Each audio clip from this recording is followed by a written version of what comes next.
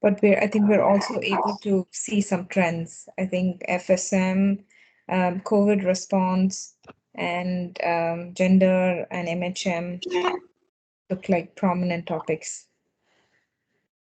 Not just COVID, but rather pandemics or emergency response.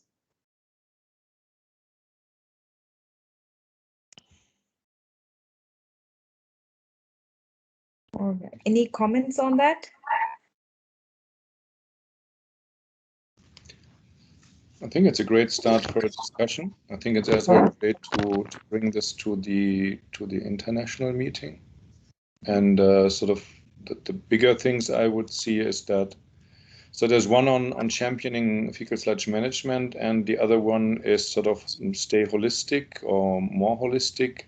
And then that even goes on to sort of include water. So I think there is a, that's something which deserves more discussion then, and how to do it. Other comments from others in the meeting? Most welcome. I think what's interesting is the COVID response, because while there has been some amount of COVID response, maybe there's scope to do more. So that seems to come out here.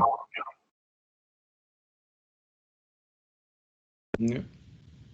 And also integrating water concerns. That is another thing that we have been talking about for the India chapter.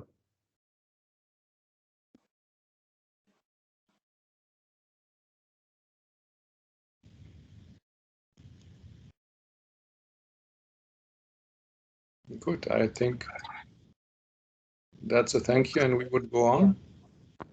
Yep. Thanks a lot. I would just have been happy to see if there was some kind of a prioritization, or because India being India, you know, everything is important. So that is what is reflected here.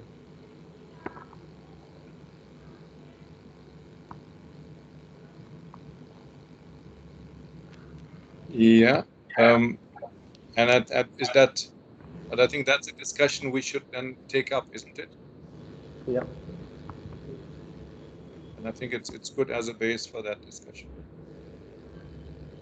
Okay, so I think with the intro, and I would hand over to Nitya to introduce us to the latest developments in the India chapter. Thank you, Anna. So the India chapter now has been around for 5 years. It started in the middle of 2016. The last year and a half, of course, what has helped the India chapter to keep going and expanding has been that it was always virtual, and now we're all working virtually. So actually, everybody has entered the virtual space, but the India chapter of SuSanA was already there.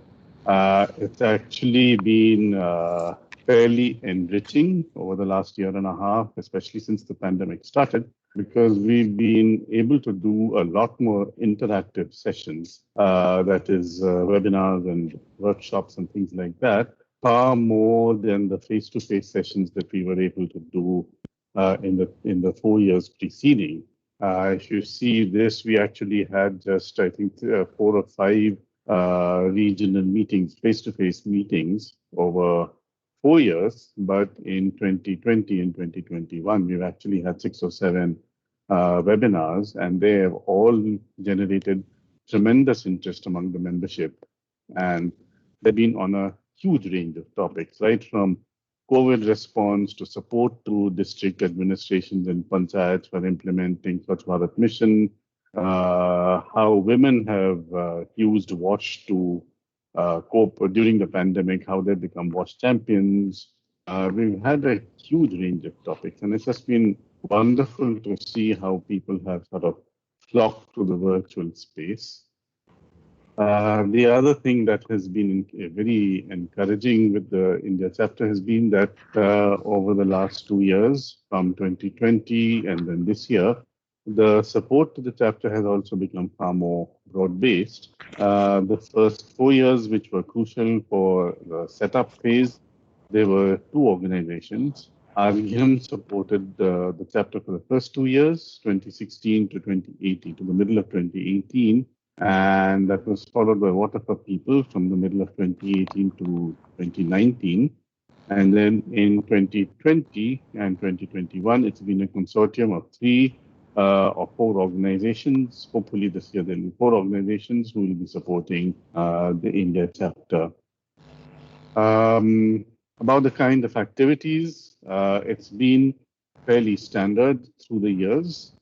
We've had thematic discussions which have been decided and run in consultation with the core group of SuSanA at that particular point of time.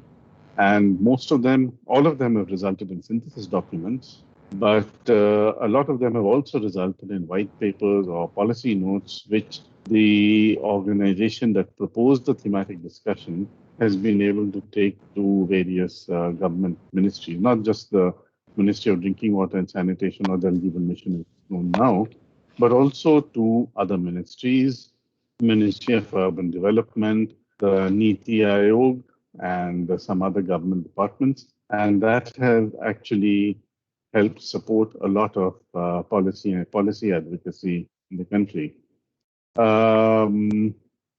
We've also, actually last year, just before the pandemic started, we were actually seriously considering a state level meeting looking at WASH in institutions, correctional institutions. But that kind of got derailed because by the time we got things moving on that front, the COVID lockdowns had kicked in. So that's it's still in the works. We would like to do regional meetings or even state level meetings, and we've been discussing that for a long time. I would say that we have done 2 regional meetings. One was in Goa and the other one was in Pune, both supported by Dayanand Panse's EcoSan Services Foundation. We were part of the larger meetings that he had organized, and we had kind of a sub-session during one of his meetings. And those 2 looked at regional issues in the Western region. And they were again very successful. They were very good discussions and deliberations. But they were limited in the sense that you had to be physically present. Now, like I said, in 2020 and 2021, we've actually been able to transcend the physical barriers. And of course, there's webinar fatigue, but we've actually been able to reach out to a much wider audience, much more active audience over the last year and a half. So I would say that over the 5-6 years that the chapter has worked, it has broadened its support in the WASH community in India. It has also started becoming a repository of WASH information that is generated by partner organizations, UNICEF, WaterAid, Water for People, and others. And that's now available in the SuSanA library. The SuSanA India chapter pages have also expanded to reflect the kind of activities that are happening here. And the range of topics also has increased considerably over the last 3-4 years, I would say. And they actually reflect the kind of the requirements of what is happening in the government sector, but also what's happening outside the government sector among the major WASH actors, the development actors in the WASH space. So I'll stop there, and if there are any questions or comments later on, I'll be happy to answer. Thank you, Anne. Thanks a lot, Nitya. Maybe from the other steering committee members, or is there any additional comment, Vishwanath, you want to add something, or others? How you feel? Sort of, it's impressive. It's good to see on the history of the India chapter. Maybe we can invite 1 or 2 more comments on it, if there are any.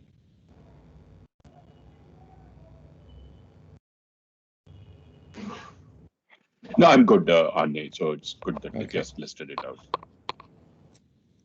Great, good.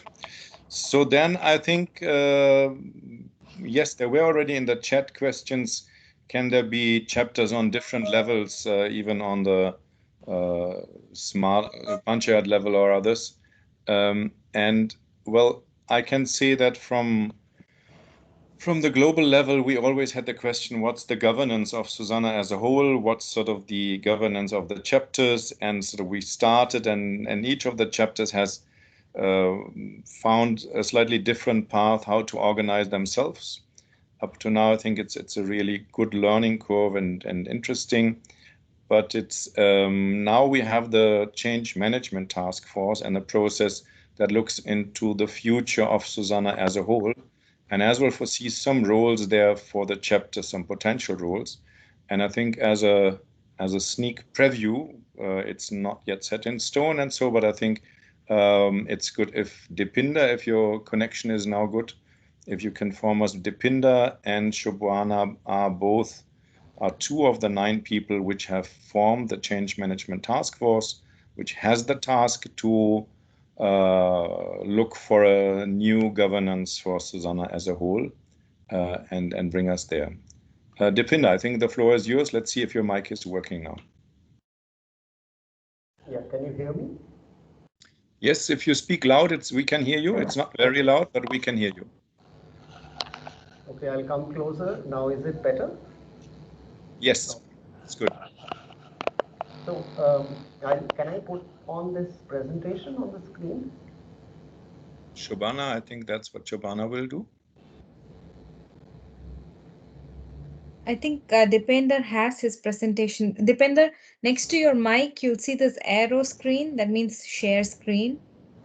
So yeah, you could just project your screen that way. Is it projecting now? Not yet. You have to click on the arrow and then you have to select on the options share screen. So there are 2 clicks until it shares.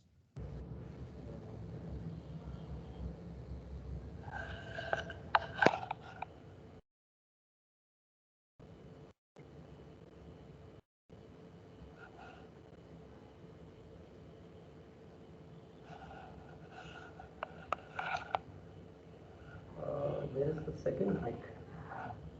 If you click on that arrow just next to the mic, a window should open, and there you should be able to select what should be shared, and you can select your screen.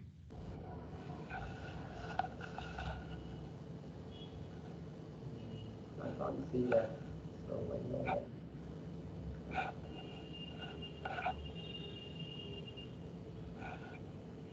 Shobhana, can I send this to you? Yes, yes. So you could just start talking, Dipender, and you can send it to me, then I'll project it. Yeah.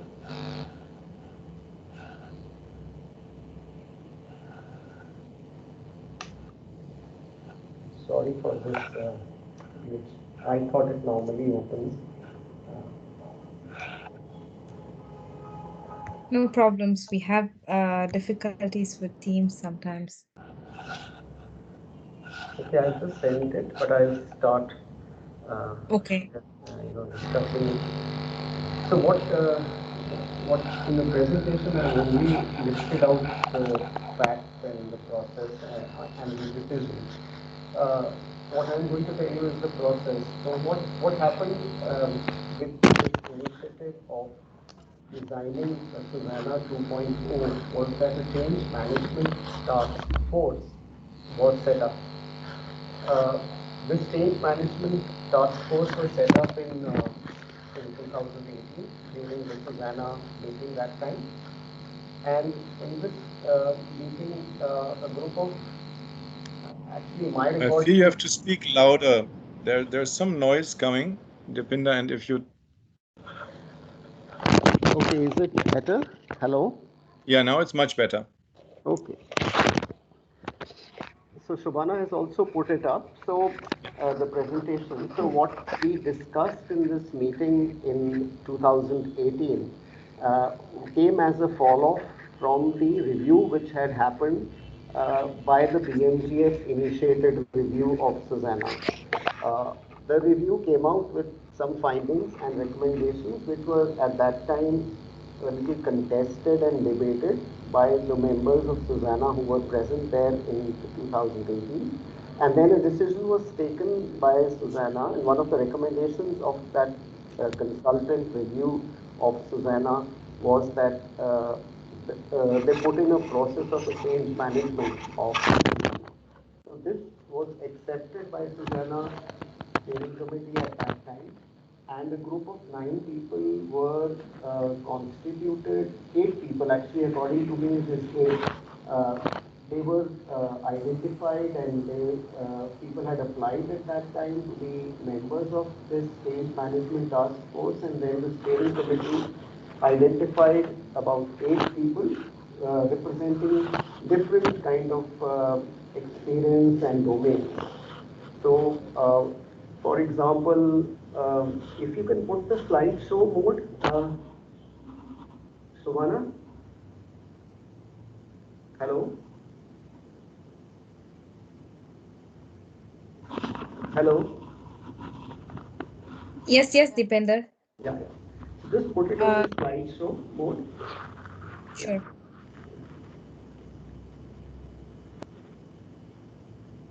Can you see it now? Yes. So the first slide.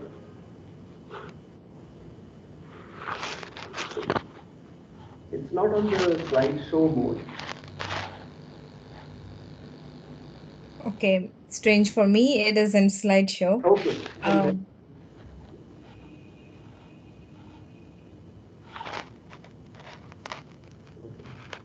Does it work now? No, as well, when you share, you have to select maybe your full screen, and you selected maybe the PowerPoint instead of your full screen. Okay.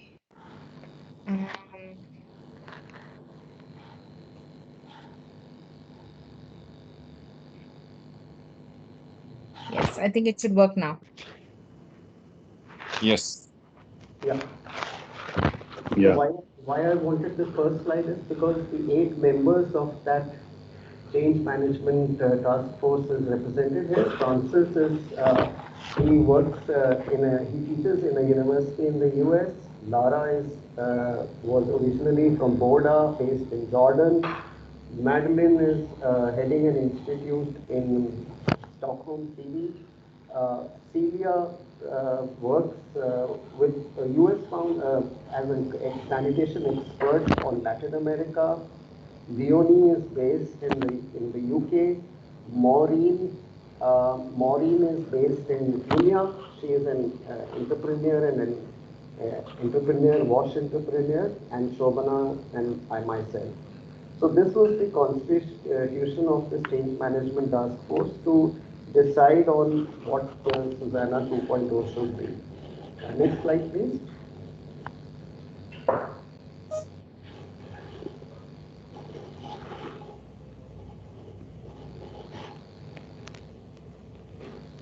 So the vision and the purpose statement, if you see, the group which was constituted for SuSanA 2.0 was very clear that we were not going to substantially change the character of SuSanA.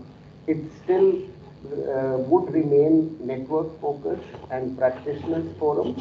So the vision was only included a more definition of what is it which constitutes sanitation for all. So sanitation for all remains the purpose of SuSanA. Only the constituents were elaborated for include everybody irrespective of various differences which I mentioned in the vision statement. And the purpose statement was therefore saying virtually the same thing which was there in SuSanA earlier chapter. So in a more, in a way endorsing what was there. Next slide, please. So when we looked at the purpose and structure fit for SuSanA, it was 3 issues came out important. One was how to make SuSanA 2.0 more effective, which meant having more formal internal systems and structures which enable it to work better as well as for funders to support it better, because it was seen too much aligned to ENZ and the German Foundation. So how to make the SuSanA more effective. Second was how to make it more appropriate. So the agenda setting, strategy and focus, how could that be improved? And increase the ambition of SuSanA. So by this was the only change which the task force setup was requested to take forward. So how to expand the scope from networking to research, capacity development and advocacy. And then the third important feature was how to make it inclusive and representative, how to make it more South-South led in agenda setting and representation. So these three things, I think, guided the next steps of looking at the structure. Next slide, please.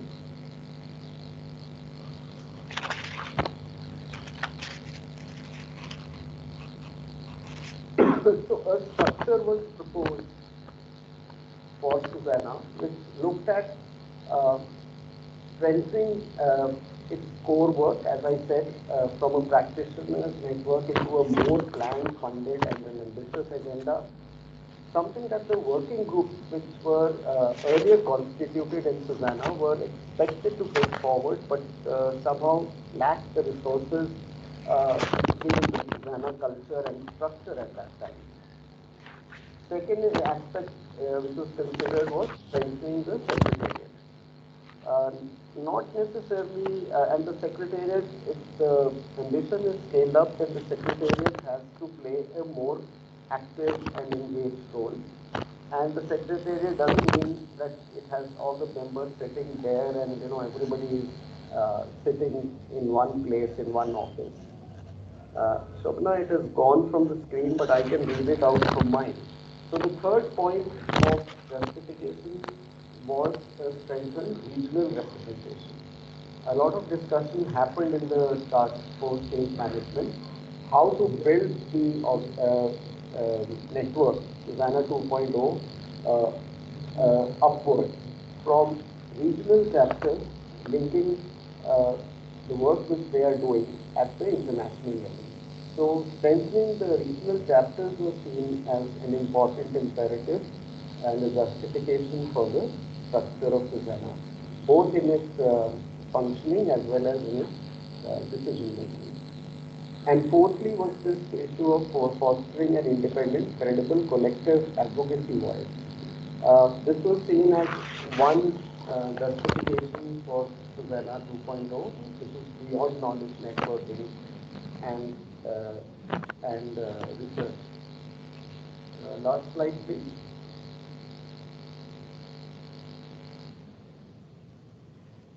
Okay, there's no last slide on your screen. So on my screen, the constituent as a SuSanA structure was seen in terms of a membership, which is active and not passive, and the membership was seen at three levels: regular members, associate members, and subscribers. So what we have considered is having regular members who vote and who elect the steering committee, whereas associate members are those representing the donors or any other institutional body which supports SuSanA but does not actually vote in the election of the steering committee. And then there are subscribers who are not members but who would like to subscribe to what comes from SuSanA, either a newsletter or a discussion forum. Then we had a governing body and a steering committee, which was to be elected through the regional chapters. So this was a structural initiative which we were trying to introduce formally, that active members elect the steering committee. Dipinder, it's again that it sounds that the mic is next to the ventilator of the computer, and if you move paper, then that's next to the mic. So maybe if you try again to speak louder. Okay, is it better now? Hello? Anil, is it better? Yes, now it's better. Yes. So we were looking at the regional chapters which are agenda setting and also get representation at the global level. So the idea of the regional chapter strengthening is at the core of the new structure which is being proposed. And we were looking at the Secretariat as an expanded group of professional staff who are capable to deliver an ambitious work agenda, works with multiple donors and collaborators within regional chapters. So in a way they anchor it, they don't lead it, but they certainly provide the expertise to anchor any large initiatives, both on research, advocacy or knowledge networking, which the SuSanA undertakes. Then we were looking at an advisory advocacy body which supports the SuSanA advocacy agenda at all levels. And this is a kind of a nominated advisory advocacy body which would both take forward the SuSanA advocacy as well as support the steering committee in terms of any input for agenda setting. But it has no decision-making role or a formal representation in the system. And then we have this discussion on the hosting arrangement. And the hosting arrangement we thought would be best suited with hosting it with a neutral organization, host organization, which would not impact its ability to attract funds from different organizations. So a neutral host organization that donors would find it easier to connect with. And the whole system would work through kind of elections and formal meetings to be held electronically online as much as possible. And also to cut down on the bureaucracy, the whole structure would try to see, would operate through SuSanA Structure internationally. And depending on the funds, would be able to support the regions to the extent possible that it is able to generate funds without committing to in the structure itself of positions and profiles at the regional level. So the regional level is still seen as something which can work without a formal positions and portfolio links with the international SuSanA. So in brief, if you can see the presentation or share it, I think it will be easier to understand because I've shared a lot of things which were discussed and presented to the Secretariat only last week as an output of the change management task. Thanks.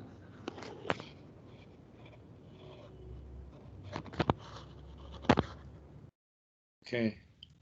Are you done, Dipinder? Yes. Yes, I am. So thanks for the presentation, and it was we had some technical glitches, so I wonder maybe we tried to have questions on that, or Shubhana, you want to add on that? I think in a nutshell, the regional chapters, if I got it, should be strengthened, and I didn't get in details what's the relation between, let's say, the national level, the working groups, and the regional chapters. Maybe you say a few words on that. So the idea here was that since they take example of South Asia as a region. We can't really hear you. I don't know how you can connect. Better now? Yeah, much better. Yes. I don't know what you did. Okay. I took off the earphone. Okay. So the idea was that there will be about 8 regions or 9 regions, and if South Asia is one of those regions, then South Asia has say about 7 or 8 countries currently representing the South Asia region in SuSanA. Then the elections, the regional chapter would have positions or 1 or 2 positions which would be elected from these 7, 8 countries. There will be national chapters certainly, and then there will be a regional chapter. And all the regional chapters will then be represented in the global SuSanA chapter, so that there is a fair representation from all regions. So that was the idea, to ensure that one country or membership from one country doesn't dominate the agenda setting of SuSanA at international level. So at a regional level, there'll be 1 or 2 or that structure is still being worked out, positions decided, and a collective of 8 or 16 people in the regions, 2 each or 1 from each region, would then form the secretariat or the global steering committee of SuSanA. That was what is being deliberated. Okay. Are there more questions from the chat? Now it's much clearer. Maybe there was with a plug, there was a loose connection. Now it's much easier to listen to you. I think I opened the floor for a few questions, and we have to make sure we have another little more than 15 minutes. I think that really has relevance. Yes, I see Avinash Kumar, please. Yeah, hello Deepinder ji, very nice to see you after long. Actually, my question is kind of little open to either Deepinder ji and any member from the alliance. So I wanted to know if these new kind of organizations who are working on the other fringe topics related to water resources, not necessarily in sanitation, if they are willing and interested to participate more in the alliance, how could they get involved and how could they contribute, and what are you wanting to see from them exactly?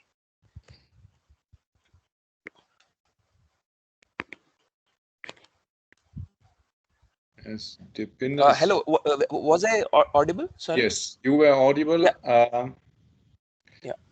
My very short answer is that all regional chapters are supported by organizations. So to involve with a regional chapter would the easiest way would be to support it and to make your points what you want to discuss, and they will bring in as well the agenda.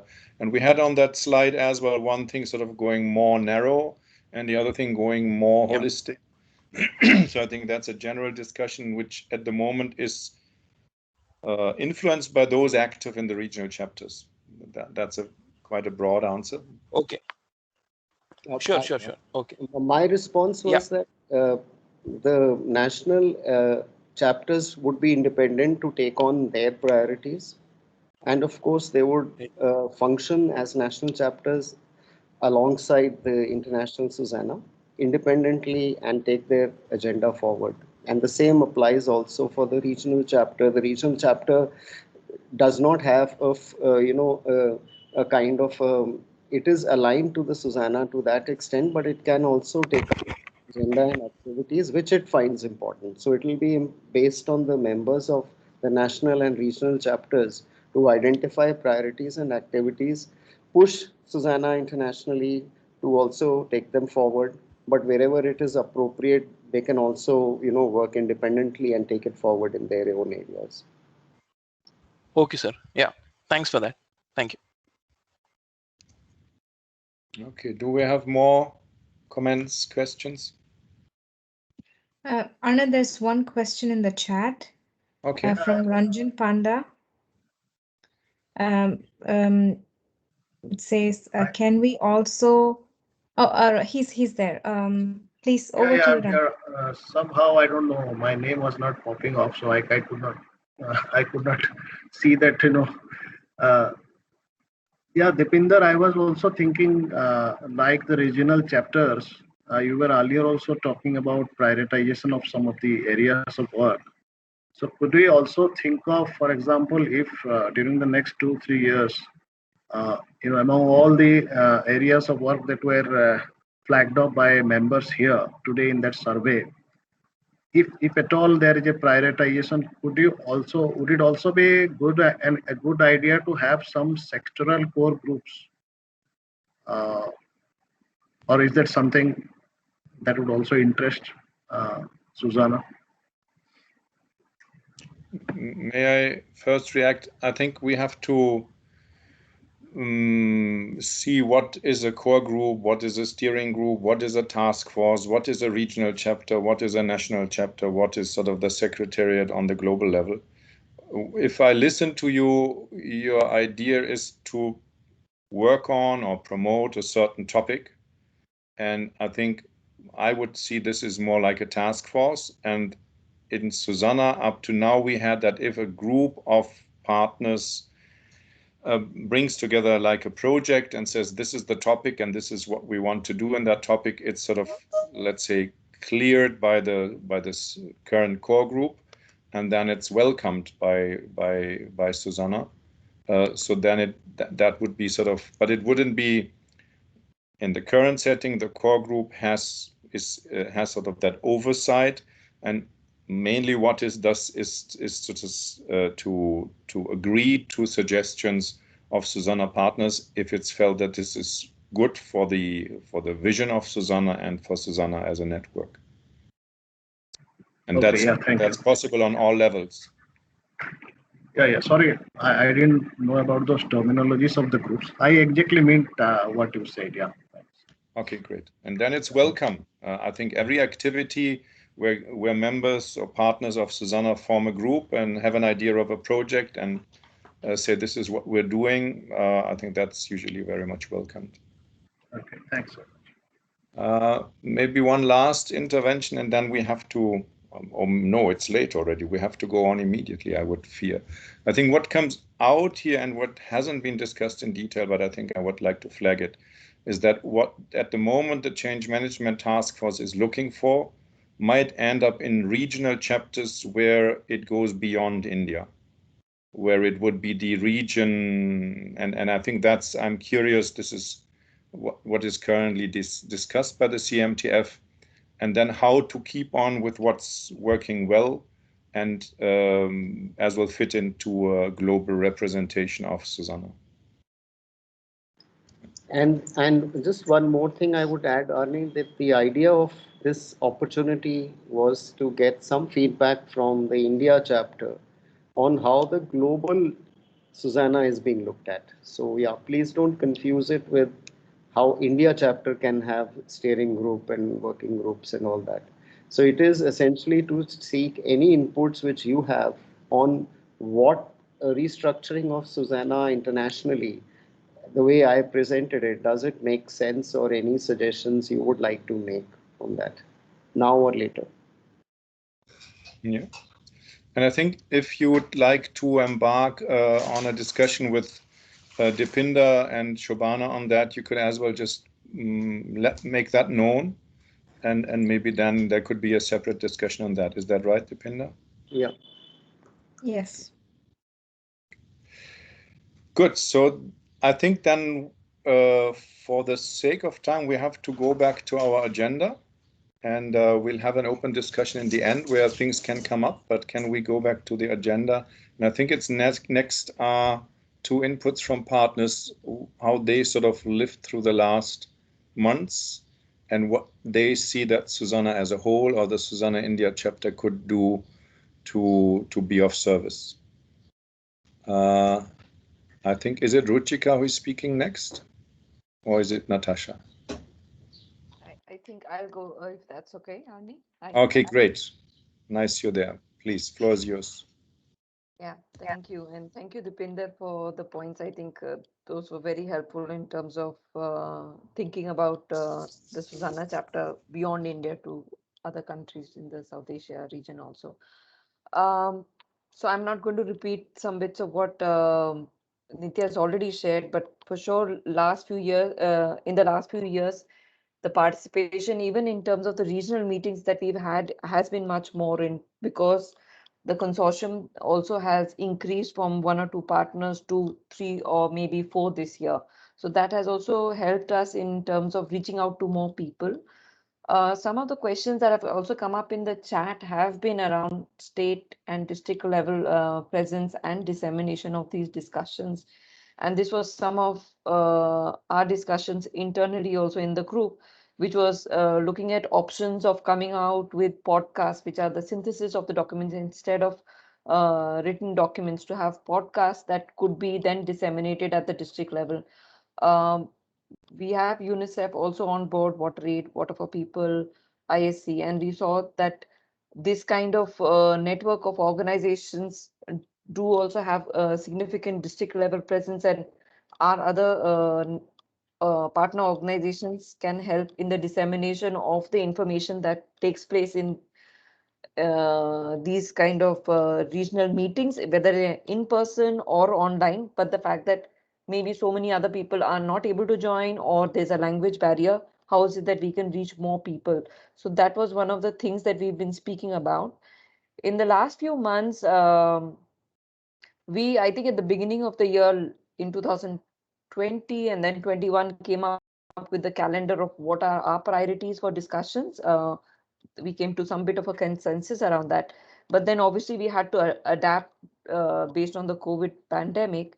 And it's been interesting because I think Niti also mentioned that certain discussions happened that were actually a response to what the government was working on to to feed into some bit of the policy work there. So in that way, it has been quite helpful that the partnership has been there with various organizations, but it's been flexible based on what's required at this point of time. Yeah. Talking about COVID, we recently also had a discussion around COVID appropriate behaviors and the role of CSOs.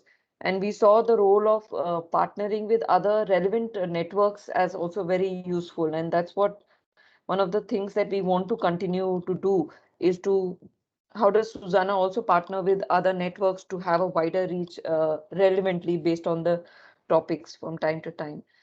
Another thing that we discussed was that there are regions that we don't talk about much or there isn't much participation. And taking the example of the Northeast, do we want to have some regional meetings or state meetings that focus, say, one regional meeting or discussion will focus on a certain region in a year, and then we base the topics based on the need of that area or that region. So those are some bits of ideas that we had about going ahead in terms of having a wider reach, having the our discussions synthesis to be translated and easily available in local languages, and also to have a deeper reach in terms of reaching districts and other people who are working around water and sanitation. And just to answer one bit of the question that came up, that can we look at waters and water resources, that's something we've adapted in the last year quite a bit as per the need that came up and that all partners agreed on. Yeah, that's it for my side. Thank you so much, Ruchika. And I think to link it more to the ground level and as well languages, that was the starting idea when we started regional chapters. And I think that's still very relevant, and sort of to learn what works is really helpful. Because of the time, I'd like to just give the work to Natasha now for the second input. And then let's see how we can close it. Natasha, are you around? Yes. No, this is Sanjeev. I think Natasha was constrained to log off because of maybe some technical glitches. Okay. So I'm Sanjeev. I'm representing India Sanitation Coalition as Director Knowledge Management and Government Engagement. So in the interest of time, I think I'd only like to make a couple of points. See, of late, we focused on the urban part of it mostly in the webinars. Not that rural. Not that the urban has not been, it has been left entirely. But our request to the larger group here is to look into the possibilities of, addressing issues in the urban sanitation space in India. See, if you look at to build a little bit of a context, the total budgetary provision for SBM Urban has been earmarked as 1,41,000 crore for the SBM Urban flagship over the next 5 years, out of which only 25% is to be given by the Government of India. The remaining is to be sourced utilizing the state, the urban local bodies, and the private resources. So it is and the Government of India has already, requested the private players and including IC to be able to source that money, or at least suggest ways as to how that money can actually be sourced. And the tune has been estimated to be around 17,000 crore over the same period of 5 years. So this is one area which I would request SuSanA India Chapter to focus in the coming months in case it is possible and the larger group agrees. That's one. So wash financing in general, if it could be one of the focus areas going forward in the quarter which is beginning July, I think IC would feel nice about it. So this was the brief point. There are so many points, but then again, in the interest of time, I think I'll hand it over back to Arne. Thank you, Arne. Thank you so much. Okay, thank you as well for being so focused. Yes, and we've already run through that 1 hour. I should have been maybe shorter in the beginning. I don't know. Let's maybe have 2 or 3 voices from those in the call.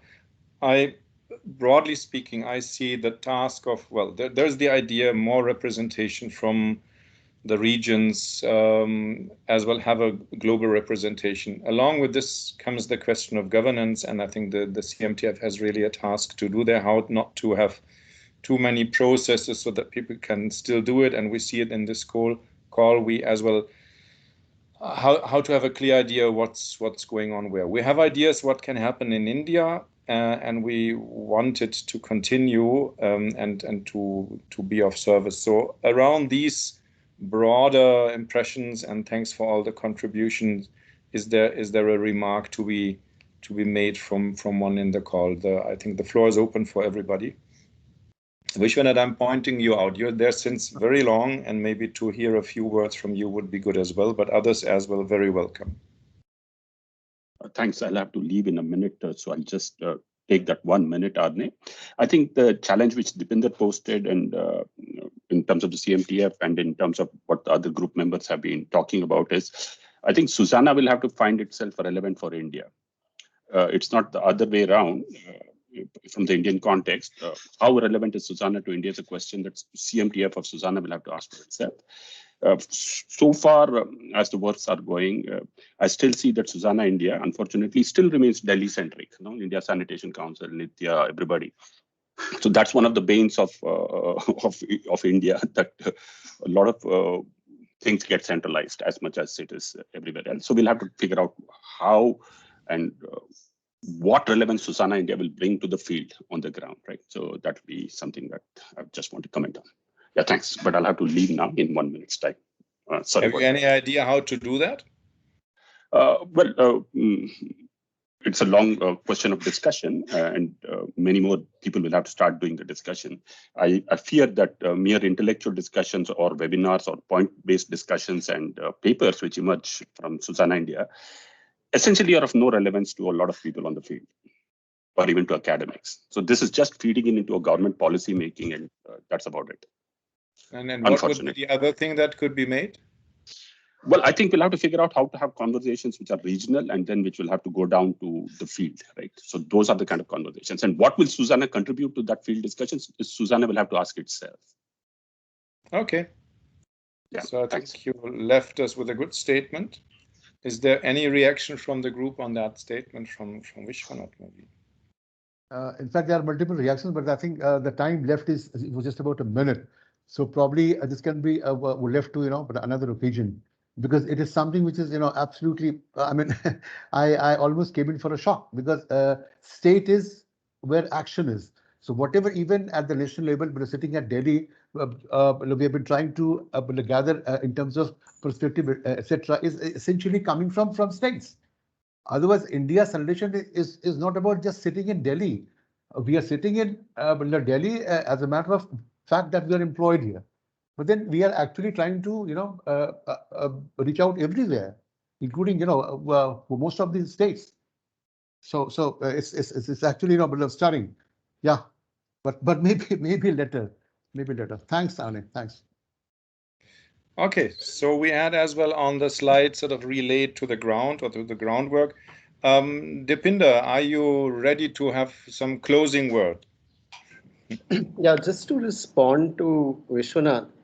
See, I think SuSanA internationally is international, no doubt about it. And what its relevance to India could also be seen in terms of the India chapter being independent and being relevant for itself. So, for example, if we have a membership, and as Sanjeev is mentioning, there is so much action at state level. Somebody is saying at district level also, I saw in the chat box. So if the India chapter is able to constitute itself representing states and subnational entities and organizations, then that's how it will work. SuSanA as an international chapter cannot make itself relevant to India in that sense. It has to make itself relevant to all, and that's what it should aim for. How India makes the chapter works, and we've seen it. All of us have worked with networks, and we've seen how difficult it is to get participation, how difficult it is to pursue collaboration, how difficult it is to actually bring in young new people. And that's what my discussion with the India chapter was till recently, that the India chapter needs to, people in Delhi or senior people need to play a mentoring role to be able to bring more young people in this sector. So that depends entirely on us of how relevant we can make the India chapter. I don't know how SuSanA internationally can do that. Okay, I take this as closing remarks. We wanted to start a discussion, and as well, thanks to Vishwanath, but not only him, we started a discussion. Now we have run 3 minutes over time. I'll close it here. I'll invite you all to connect to Dipinder and Shobhana as well to bring in this as well to the Change Management Task Force discussions. And thanks for your participation, and we'll bring it from here as well as a feedback to the international level. Thanks, everybody. Thanks, everyone. And have a nice evening. Thanks, Manish. Thanks. Thank you, Thanks. everyone. Bye. Thank you. Thanks, Nitya. Bye-bye. Thanks a lot.